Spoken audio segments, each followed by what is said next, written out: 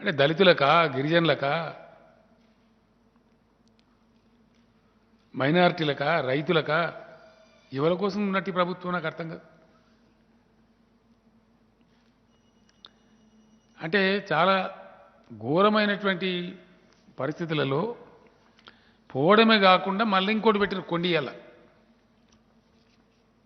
వీళ్ళకు mental case పట్టుకున్నది power reforms అని. అసలు ఈ ప్రభుత్వానికి మెదడు లేదు, ఇప్పుడున్న కేంద్ర ప్రభుత్వానికి. వాళ్ళు అవలంబించేది very bad power policy, very bad, the worst power policy. FRBM పరిమితులు పెడితే రాష్ట్రాలకు విద్యుత్ సంస్కరణలు అమలు చేస్తే 5%, 0.5% ఇస్తామంటారు. విద్యుత్ సంస్కరణ అంటే ఏంది? వ్యవసాయ రంగానికి ఛార్జీలు పెట్టాలి, వీడు చెప్పేదంతా. మీకేమో విద్యుత్ సంస్కరణ అని చెప్పుడు. అసలు సంగతి ఏంటంటే మీటర్లు పెట్టి దంచి ముక్కు విండి రైతుల దగ్గర కరెంటు బిల్లు వసూలు చేయమంటాడు. అసలు సంగతి అది. దానికి ఏదో అందమైన పేరు పెట్టి షుగర్ కోటెడ్ క్యాప్సూల్. చాలా తెలివి తక్కువ ప్రభుత్వం ఉంది ఇప్పుడు దేశంలో, చాలా తెలివి తక్కువ, మెదడు లేని ప్రభుత్వం ఉంది. నేను చెప్తా విషయాలన్నీ, ఫిగర్ చెప్పాలి, బడ్జెట్ కాబట్టి, సందర్భం కాబట్టి ఇవి చెప్తున్నాను. అసలు సంగతి ఇంకా ముందుకు సానుంది నేను చెప్పేది. చాలా ఘోరమైనటువంటి పద్ధతిలో ఈ దేశాన్ని నాశనం చేస్తూ ఉన్నది ప్రభుత్వం. ఎందుకు చెప్పాల్సి వస్తుంది ఈ మాట అంటే, కాంగ్రెస్ పార్టీ చాలా దారుణంగా విఫలమైంది గతంలో. వాళ్ళు ఏం చేయలేకపోయారు గొప్పగా. చేసిన పాపం ఏదో స్వతంత్రం వచ్చిన కొత్తలో కొత్త ఏదో చేసుకొచ్చాను, కానీ గొప్పగా చేయలే. చేయకపోతే ఈ సిపాయి వచ్చిండి నరేంద్ర మోడీ, గుజరాత్లో ఏందో పెద్ద పొడి చేసినట్టు 4 బొమ్మలు దొంగ సోషల్ మీడియాలా, ఓ దొంగ సోషల్ మీడియా ఒకటి పెట్టారు ఇక్కడ. పూర్తి అధర్మమైనటువంటి పచ్చి అబద్ధాలు చెప్పేటువంటి, ఒకే అబద్ధాన్ని 1000 సార్లు చెప్పేటువంటి, ఇతరులను కించపరిచేటువంటి ఒక దిక్కుమాలినటువంటి దరిద్రం కూడా సోషల్ మీడియా ఉంది. అట్లాంటి దొంగ ప్రచారాలతోని గుజరాత్ మోడల్, ఓ తలా తోకలేనటువంటి పేదలను పూర్తి హీనంగా చూసేటువంటి దిక్కుమాలిన మోడల్ అది. ఎందుకు పనికొచ్చే మోడల్ కాదు అది. ఊపర్ షేర్వాని అందరు పరేషాని మోడల్ గుజరాత్ మోడల్ అంటే. పైన పటారం, లోన లోటారం అన్నీ ఉన్నాయి. అవన్నీ ఫిగర్స్ నేను చెప్పేది కూడా, ఊరికి ఆరోపణ చెప్తలేదు. ఆ గుజరాత్ మోడల్ ఏదో పెడతాము అంటే ఈయనేదో పొడుతాడు ఉద్ధరిస్తాడని చెప్పి నమ్మి ప్రజల పాపం కొంత ఓటేసారు. ఇప్పుడు 8 ఏళ్ళు గడిచిపోయింది, ఈయన బండారం బయటపడ్డది. ఇవాళ ప్రవేశపెట్టిన బడ్జెట్ 8th ఇయర్ బడ్జెట్, 8వ సంవత్సరం. అంటే నరేంద్ర మోడీ గారికి, ఆయన బృందానికి, బీజేపీ పార్టీకి ఉన్న తెలివేందో, దేశం యొక్క అభ్యుదయం కోసం వీళ్ళ పందాయిందో స్పష్టంగా బయటపడిపోయింది. వీళ్ళకి మ్యాండేట్ వచ్చింది 10 ఏళ్ళకి కదా, 5 ఏళ్ళకి ఒకసారి, 5 ఏళ్ళకి ఒకసారి. 10 ఏళ్ళలో ఇది 8వ సంవత్సరం బడ్జెట్. ఇంకేం పడింది? 80% టైం బాయ్. 80% టైం గడిపినటువంటి నరేంద్ర మోడీ ప్రభుత్వం ఇవాళ పెట్టినటువంటి బడ్జెట్ ఇగో ఇంత దిక్కుమాలినతనంగా ఉంది, ఇంత దరిద్రంగా. రైతులకు మొండి చేయి, పేదలకు మొండి చేయి, ఎంప్లాయ్మెంట్ తగ్గిపోతుందంటే ఉపాధి హామీకి నిధులు కట్టు, అన్నిటిని మించి చాలా ఎంత భావదారిద్ర్యంతో, ఎంత షార్ట్ సైటెడ్ కుర్స ప్రభుత్వం ఉంది అంటే కేంద్రంలో ఇయ్యాల. ఈ దేశం యొక్క దురదృష్టం అండి. కరోనా వచ్చి దేశం అల్లకల్లోలమై అతలకుతలమైంది.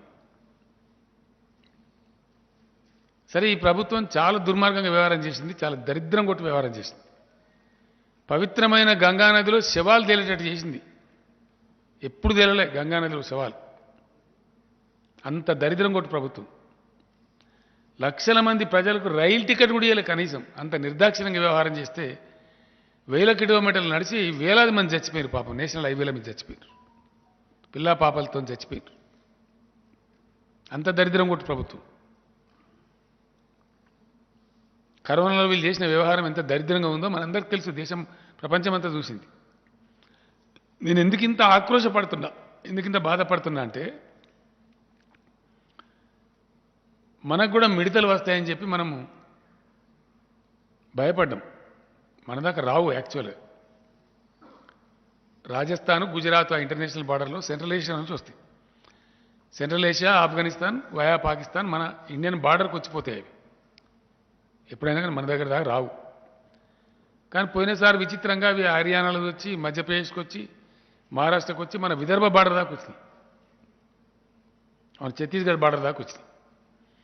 మనకు కూడా వస్తాయని భయపడి మనం అంతా సన్నద్ధమై ఫైర్ ఇంజన్లు అవన్నీ పెట్టినాం అక్కడ. ఆ సందర్భంలో ఎంటమాలజిస్టులు వచ్చిండ్రు, సెంట్రల్ గవర్నమెంట్ వాళ్ళు, మన స్టేట్ గవర్నమెంట్ వాళ్ళు. నేను వాళ్ళకి ఏం చేసినా అంటే మనం కాపాడుకోవాలి కదా మన పంటలు, ఇప్పుడిప్పుడే మనం బాగుపడుతున్నాం తెలంగాణ అని, మీరు పోయి బార్డర్ మీదే ఉండరు నాయన అని చెప్పి వాళ్ళకు హెలికాప్టర్ స్పెషల్గా ఇచ్చి, మన ఎన్టీపీసీలో సింగరేణి కాలేజ్ గెస్ట్ హౌస్ సూట్లు ఏర్పాటు చేసి, వాళ్ళకి భోజనాలు ఏర్పాటు చేసి, ఆదిలాబాద్ బార్డర్ అక్కడ దగ్గర అవుతుంది కదా మహారాష్ట్ర బార్డర్, అక్కడనే పెట్టి వాళ్ళకి చాలా అన్ని వసతులు మంచిగా ఏర్పాటు చేసి వాళ్ళని చాలా గౌరవంగా చూసుకొని పెట్టినాం.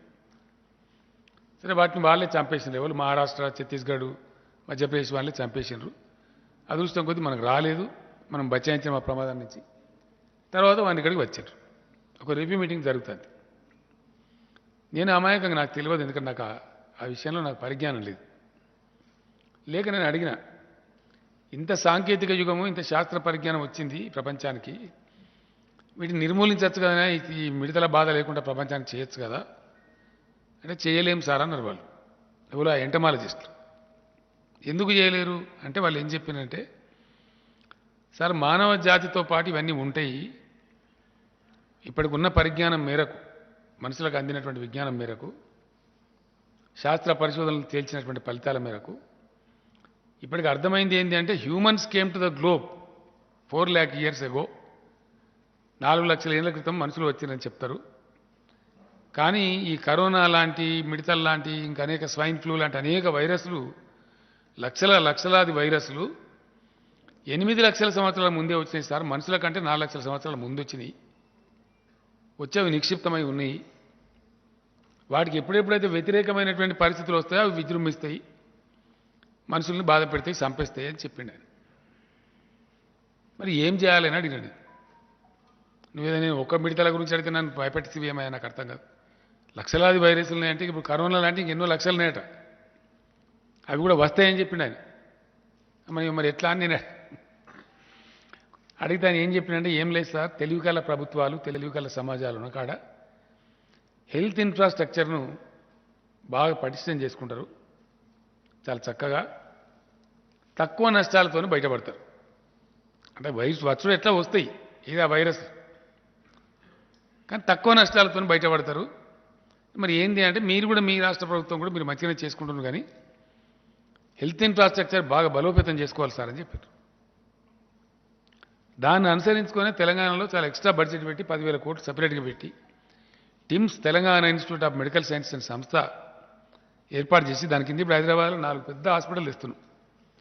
ఒకటి అల్వాలలో, ఒకటి ఎల్బీ నగర్లో, ఒకటి చెస్ట్ హాస్పిటల్లో, ఒకటి వరంగల్లో, ఒకటి మన నిమ్స్లో, ఆల్రెడీ గచ్చిబౌలిలో ఏర్పడేసిన టిమ్స్, ఇవన్నీ కలిపి ఒక 6 హాస్పిటళ్ళు సుమారు 11-12 వేల కోట్లతోని మల్టీ స్పెషాలిటీ చాలా అధునాతనమైనటువంటి హాస్పిటల్ తెస్తున్నాం.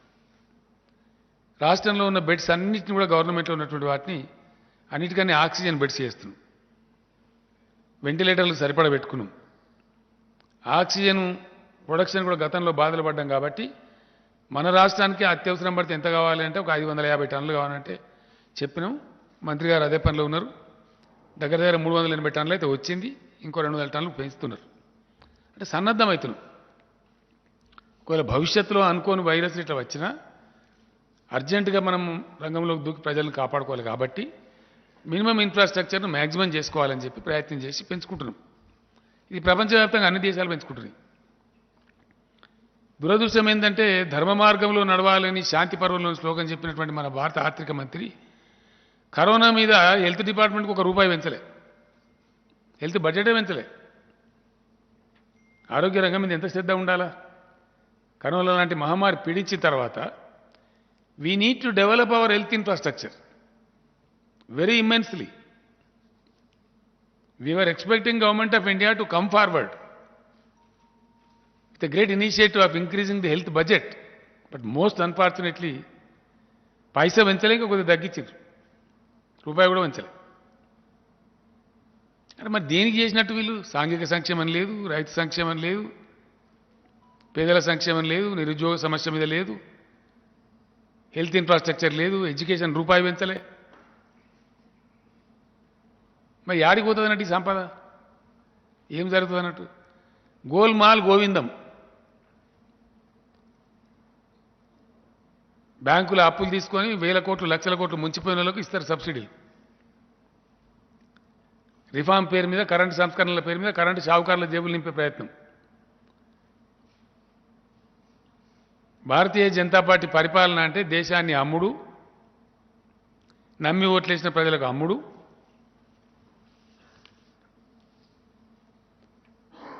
మతపిచ్చి లేపుడు, దాంతో రాజకీయ పబ్బం గడుపుకునుడు, మంది మీద వాడి ఏడుచుడు.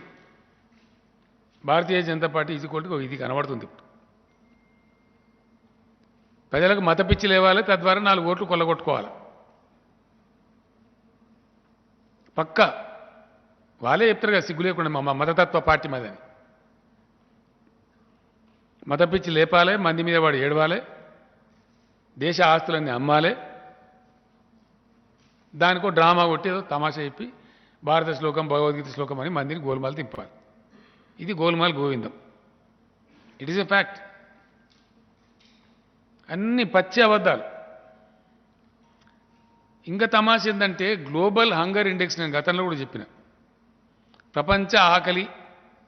ప్రపంచంలో ఉన్న ఆకలి బాధ మీద హంగర్ ఇండెక్స్ అని ప్రకటిస్తారు. ఎవ్రీ ఇయర్ ప్రకటిస్తారు. దానిలో చాలా సిగ్గుచేటైనటువంటి స్థానంలో నేపాల్ కంటే, బంగ్లాదేశ్ కంటే, పాకిస్తాన్ కంటే అధ్వానమైన స్థితిలో ఇండియా ఉంది. 116 దేశాలు సర్వే చేస్తే మన స్థానం 101. మనకన్నా 15 దేశాలే దరిద్రం కొట్టి ఉన్నాయి. మన సంఖ్య 101. అది మన ర్యాంకు, మన తెలివి, మన ఘనత వహించిన మోడీ గారి ప్రభుత్వం సాధించినటువంటి ఘనత. దానికి డబ్బా కొట్టుకున్నాడు, సిగ్గు కూడా లేకుండా. ఇతరుల మీద పడి ఏడుచుడు, ఇతరులను నిందించుడు ఇష్టం వచ్చిన పద్ధతిలో. వీళ్ళు ఏం చేసిండ్రు? ఆహార సబ్సిడీ కూడా తగ్గించారు. చాలా బాధాకరం. చాలా గ్లోబల్ ఇండెక్స్ ఏమో దిక్కుమాలినతనంగా ఉంది దేశము. దేశం యొక్క ర్యాంకు 116లో 101 అని ఘోషిస్తుంటే ప్రపంచం అంతా 65,000 కోట్లు ఆహార సబ్సిడీ కూడా తగ్గించారు. 2,10,900 అంటే 2,11,000 కోట్లు ఉంటే 1,45,000 కోట్లు చేశారు. మరి ఎవరు ఉద్ధరిస్తారు అన్నట్టు వీళ్ళు? ఇంత రైతులు సమ్మె చేసి ఇంత గడబడి జరిగి ప్రధానమంత్రి స్వయంగా రైతుల క్షమాపణ చెప్పి సందర్భం మనం చూసినాం. దేశంలో ఎంఎస్పీ ప్రస్తావన లేదు, బడ్జెట్లో ఎంఎస్పీ బిల్లు ప్రస్తావన లేదు, కరెంటు సంస్కరణల పేరు మీద రైతులకు మీటర్లు పెట్టము అని చెప్పలేదు. మరి ఎవరిని ఉద్ధరించినట్టు, ఎవరికి కిరీటం పెట్టినట్టు ఈ బడ్జెట్లో? వ్యవసాయానికి పెంచలే, విద్యకు పెంచలే, ఆరోగ్యానికి పెంచలే, సంక్షేమానికి పెంచలే, దళితులకు పెంచలే, గిరిజనులకు పెంచలే, రైతులకు మరి ఎవరికి పెంచినట్టు? రేకు డబ్బాల రాళ్ళేసి చూపినట్టు లోడలోడ ఒరుడు తప్ప ఎవరికి జరిగినట్టు, ఎవరికి మేలు జరిగినట్టు, ఎవరికి సంక్షేమాన్ని కోరినట్టు? ఇక మైనార్టీలకైతే వీళ్ళు పెట్టరు కదా. వాళ్ళ జాతకం ఎక్కువ, వాళ్ళ అది దాని పేరు ఏమంటారు, అది గోత్రమే కుదరదే. పొద్దున్న లేతే మతపిచ్చి లేపి మందిని తిట్టుడే తప్ప లేదు కదా. చాలా దరిద్రంగా పచ్చి అబద్ధాలు మాట్లాడడం. దేశాన్ని అమ్ముతున్నారంటే ఇప్పుడు ఎయిర్ ఇండియాని అమ్మిరి అయిపోయా దేశం చూస్తుండగా. ఇలా సిగ్గు లేకుండా నిస్సిగ్గుగా అద్భుతమైన సంస్థ అండి ఎల్ఐసి. ఇలా బడ్జెట్లో చెప్పిన దాన్ని అమ్మేస్తామని. We are selling LIC.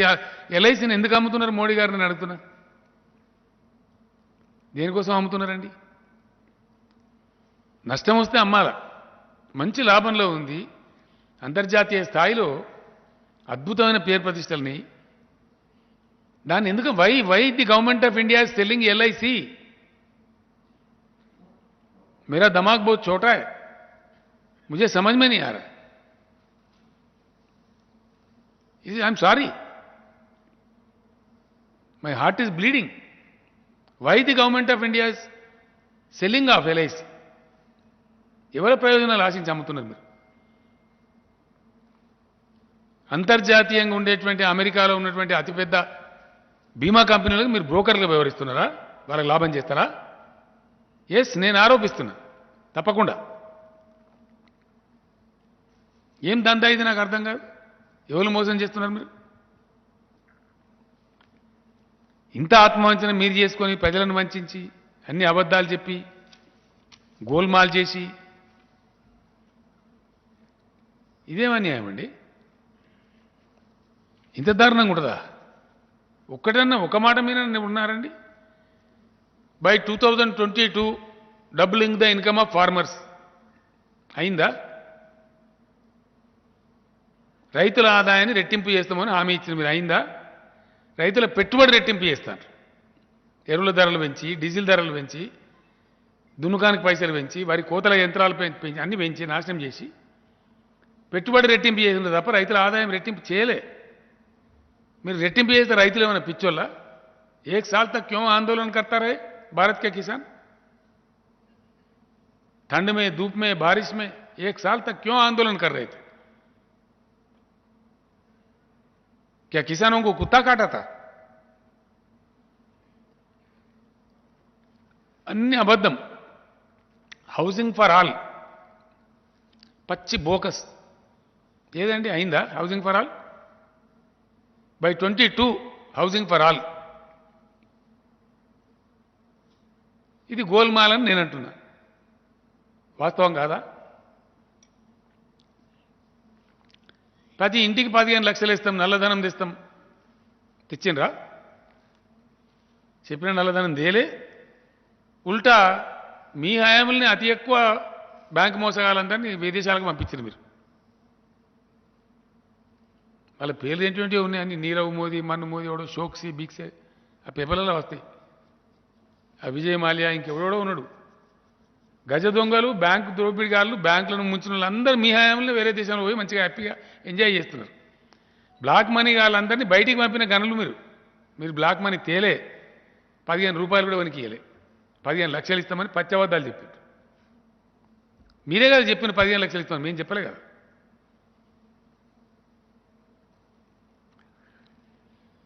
అన్ని బోగస్ అండి. దేశంలో నిరుద్యోగ సమస్య పెరుగుతుంది. 15 లక్షల ఉద్యోగాలు ఖాళీ ఉన్నాయి ఇప్పుడు దేశంలో. 15 లక్షలు. మా లెక్క కాదండి, గవర్నమెంట్ ఆఫ్ ఇండియా లెక్కనే. 15 లక్షల ఉద్యోగాల ఖాళీ ఉంటే మేము తెలంగాణలో ధర్నా చేస్తాం. తెలంగాణలో ముఖానికి ఇప్పుడు ధర్నా చేస్తాడు.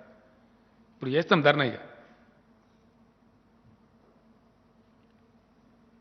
ఎంత ఎంత అధ్వానం మంది మీద వాడు ఏడుస్తున్నట్టే నేను చెప్పేది ఇదే. చాలా దారుణమైనటువంటి పద్ధతిలో పచ్చబద్దాలు ఈ దేశానికి చెప్తున్నారు. ఈ దేశాన్ని మోసం చేస్తున్నారు. హాయ్ ఫ్రెండ్స్, మా టుడే టుమారో యూట్యూబ్ ఛానల్ చూస్తున్నందుకు చాలా థ్యాంక్స్. మరిన్ని లేటెస్ట్ వీడియోస్ కోసం వెంటనే సబ్స్క్రైబ్ చేయండి. అలాగే ఈ బెల్ ని కూడా రింగ్ చేసేయండి. మా నోటిఫికేషన్స్ అన్ని మీ మొబైల్లో వస్తాయి. అలాగే మా వీడియోస్ మీకు నచ్చితే లైక్ చేయండి, షేర్ చేయండి, నచ్చకపోతే కామెంట్ చేయండి.